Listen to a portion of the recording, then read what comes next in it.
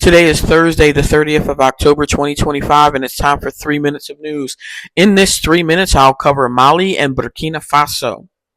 Over the last few days, the U.S. Embassy in Mali has issued very severe, poorly worded warnings about the fuel shortages.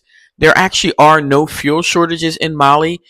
The terrorist groups have been blocking tankers from entering Bamako, which is the capital of Mali.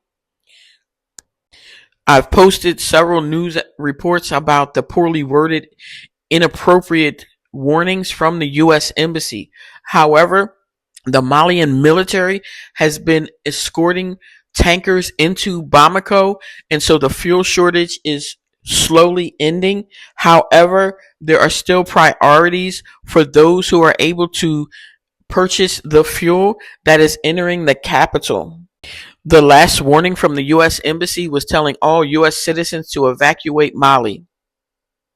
On the 28th of October 2025, around 1 p.m. Malian time, there was an attack on a convoy where several terrorists were neutralized as they tried to block tankers from moving into their fuel delivery.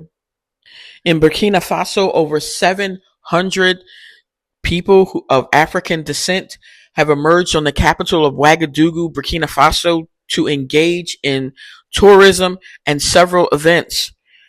These 700 people, some from all over the African continent and the United States of America, have been touring the newly built Thomas Isidore Noel Sankara Mausoleum and enjoying traditional Burkinabe foods and touring the country. The former South African president just arrived in the country yesterday to accompany the 700 people as they tour Burkina Faso and spend the day getting immersed in the culture of those people of Burkina Faso.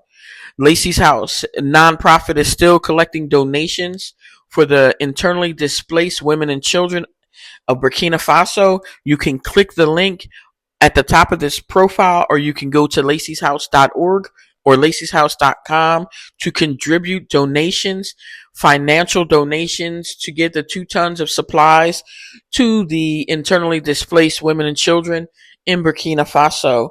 This has been 3 minutes of news. Thank you for listening, and I'll hopefully be back once again later today with another 3 minutes of news.